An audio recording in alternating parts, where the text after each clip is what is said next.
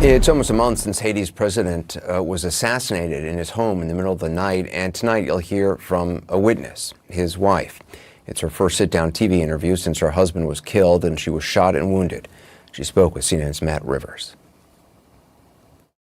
When gunmen stormed Haiti's presidential residence and assassinated President Jovenel Moïse, just one witness was there when he died.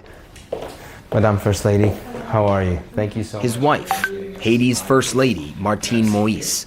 Flanked by private security, she agreed to go on camera for the first time with her side of a story that's left her shaken. You have armed security here at this interview. We've been asked and agreed not to disclose the location of where we're talking right now.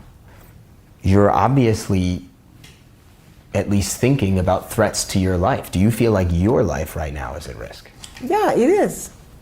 Because I wasn't supposed to be alive. In a long conversation that switched between Haitian Creole and English, Moïse described in vivid detail what happened the night her husband was killed. It was around 1 a.m., she says, when the shooting started. It wasn't something small, it was the sounds of automatic weapons. Bullet holes still pockmarked the compound. At the time, she and her husband hid in their bedroom, but just minutes later, she says the door burst open. Gunfire ripped through the air, and at first, only she was hit.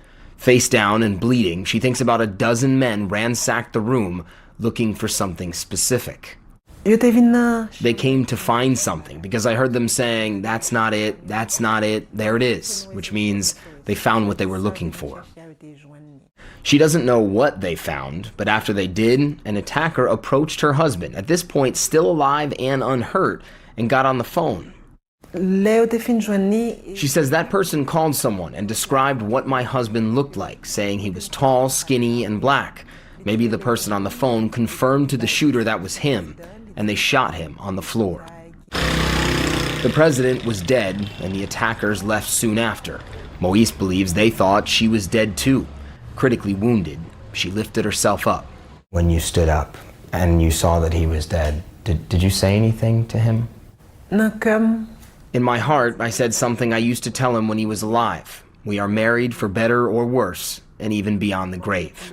Her left side bleeding and her right arm shredded by gunfire, she's eventually led out of the house by police and comes to a quick conclusion. The dozens of security guards normally on hand to protect the president either let the attackers in or they abandoned their posts. No. There's no other explanation, she says. You're there to protect a president, and the president is dead, and you're nowhere to be found. Adding that she was amazed. Apparently not a single guard was injured. Moïse believes it's part of a much larger conspiracy. At your husband's funeral, you said, quote, "The raptors are still out there watching and laughing at us."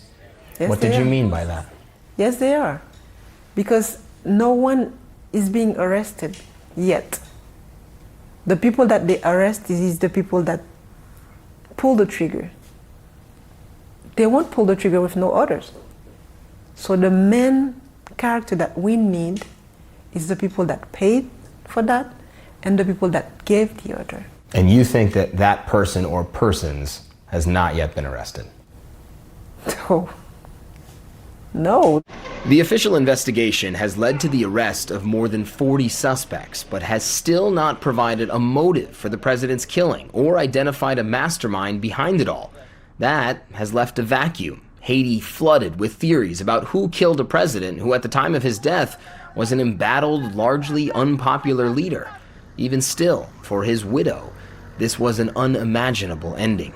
I never thought that the level of hate ever existed in the country. You never thought this could happen? No. Because your husband did have a lot of enemies. Yes, he did. But I didn't know that they hated that much to kill him. Matt Rivers joins us. Now, does the First Lady have any confidence that the investigation will lead to who orchestrated this whole thing?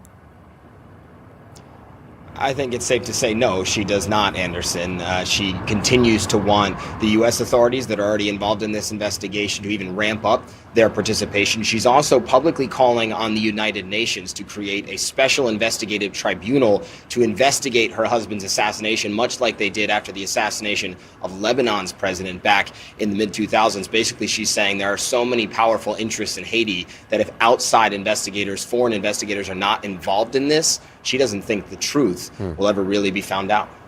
Matt Rivers, appreciate it. Thank you. Fascinating. Up next, a surprise about what's ahead for